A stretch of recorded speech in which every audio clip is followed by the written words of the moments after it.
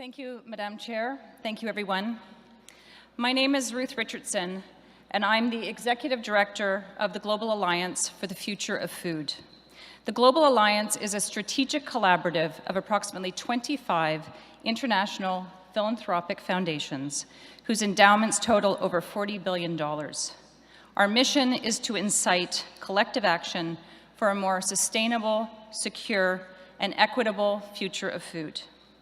In this afternoon's session, as the title suggests, we are going to be discussing how IUCN can address the challenge of conserving nature in the face of industrial agriculture. No small feat. I'm going to offer some suggestions. We're going to hear from our panel. We're going to have some time for you to discuss amongst yourselves. And we're going to field questions and comments from the floor to ensure that we have as much interaction as possible, despite the challenges of the format of a very large room. We have a couple of working agreements for the session. First, we ask you all to remember to keep your mobile phones on silent or off. Second, we encourage you to participate by submitting your questions or your comments throughout the session. I'll be flashing this URL throughout the session on the screen, and this is where you can send any questions or comments starting now. They will be received by colleagues at IUCN, they will pass them to me, and I will present them to the panelists. Because our time is quite limited, we won't be able to attend to all the questions, but we'll try to get to as many of them as possible. And please note that all the questions will be considered at some time and place. They will not be lost. The questions that are submitted will be harvested by UCN and will help inform future conversations on strategic directions for the organization. We expect this to be an ongoing conversation. This is really just the very beginning of it. So third, we welcome you to stay engaged even after the assembly is over. And finally, we invite you to listen actively and respectfully. Food and agriculture is often a contentious topic, so we ask that we all approach the session with a spirit of dialogue and learning and with open ears. Now, before we climb into this beehive, I would like you just to take 1 minute to introduce yourself to somebody beside you that you don't know. So 1 minute to say hi to your neighbor.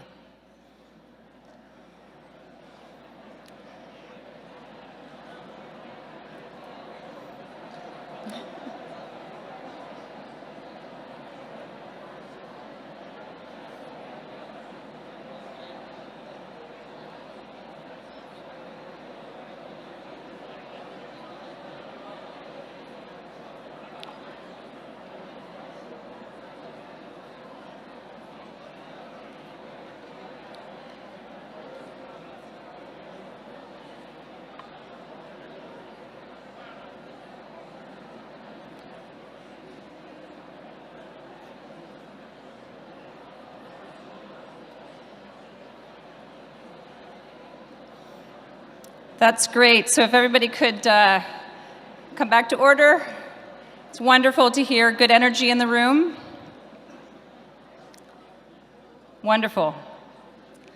So let's get started. I would like to honor Hawaii and its peoples for welcoming me in this absolutely beautiful place. I want to thank IUCN for the privilege of participating in this amazing and my first Conservation Congress, and for asking me to speak to you today about the importance of food and agriculture. And I'd like to tell you a story. It's a story that some of you may know well, as it was developed in partnership with IUCN. It's the story told by Dr. John Liu with the Netherlands Institute of Ecology about Rwanda and the farmers around the Rugazi Highland wetlands. And the story is this. In this region of Rwanda, with a growing population of predominantly poor farmers, family tried to eke out a living through farming. And as a consequence, by necessity, they overworked the land. They were forced through circumstance to move into the Rugazi wetlands to farm there. As the wetlands were drained, the rivers silted and dried up. 3 hours downstream in Kigali, the hydro stations dependent on those rivers couldn't produce enough hydroelectricity. The government had to rent diesel-powered generators at a cost of $65,000 a day. The country had to go into debt. An already poor population had to pay 3 times for electricity, and of course, greenhouse gas emissions went up. One of the officials involved said, "We had to take a careful look at what had actually been happening to these systems." And that's the key word, systems. In this scenario, you start with farmers simply working the land, and you are quickly led to associated impacts like national debt, climate change, poverty, energy spikes, water scarcity, and biodiversity loss. Fortunately, the story doesn't end there. Instead of short-term Band-Aid solutions, the government helped the farmers leave and restore degraded slopes. The croplands improved, trees and shrubs were planted sequestering carbon, the water cycle was slowed down with great volumes of water being restored, hydroelectricity replaced diesel power, electricity prices stabilized, financially stressed urban Rwandans could put money into education and food instead of power, and of course, greenhouse gas emissions were reduced. Amazingly, the system that created this interconnected web of problems was the same system that provided the solutions. Again, the system that created this interconnected web of problems was the same system that provided the solutions. The reason I tell you this story is that we don't often see systems and understand the complex nature of the relationships between agriculture, climate change, nature, economic well-being, and so on. A recent public opinion poll in Europe, undertaken by Eurobarometer, found that Europeans are showing an increasing concern for agriculture in rural areas for 2 reasons. First, as a source of nutrition, supplying and ensuring products are of good quality, healthy, and safe. Second, for GDP and economic growth. The large majority of respondents believe that it improves trade relations between the European Union and the rest of the world and helps with the smooth running of the European single market. These are important, to be sure. But food and agriculture, food systems, are connected to so many other things beyond a stable food supply and GDP, as our story from Rwanda shows. Food systems are intimately connected to individual livelihoods. The World Bank notes that 78% of the world's poor who live in rural areas, agriculture is the main source of income and employment. Cultural identity. Wendell Berry, the great agricultural sage in The Unsettling of America, argues that the soil is the great connector of lives, the source and destination of all. Without proper care for it, we can have no community. We too often forget the culture in agriculture, but connections are deep and profound. Water risk. The area of corn cultivation in the United States has increased by 41% between 1990 and 2013.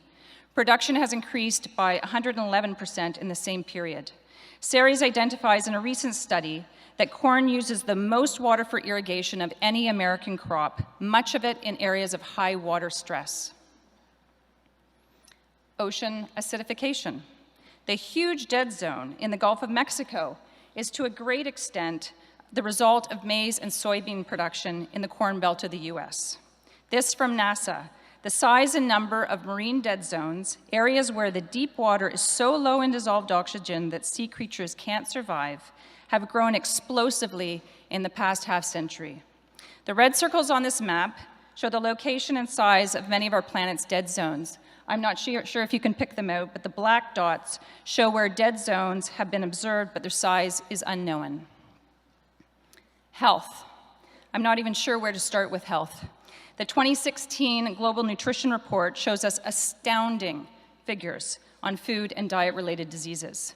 1 in 3 people on the planet are malnourished. 41 million children under the age of 5 years old worldwide are overweight or obese. 795 million people are hungry. In 2014, 422 million adults had diabetes, causing more death than HIV/AIDS. Not to mention stroke, heart disease, antibiotic resistance, toxic exposure of farm workers, and the list goes on. Of course, climate stability. Jonathan Foley, Executive Director of the California Academy of Sciences, recently put agriculture's contribution to climate change at 25% as a minimum, and perhaps as high as 35%, and argues that it's the single largest emitter of greenhouse gas emissions. And then there's land use change and biodiversity loss. National Geographic, in their Future of Food publication, notes that, quote, "For most of history, whenever we've needed to produce more food, we've simply cut down forests and plowed grasslands to make more farms. We've already cleared an area roughly the size of South America to grow crops. To raise livestock, we've taken over even more land, an area roughly the size of Africa.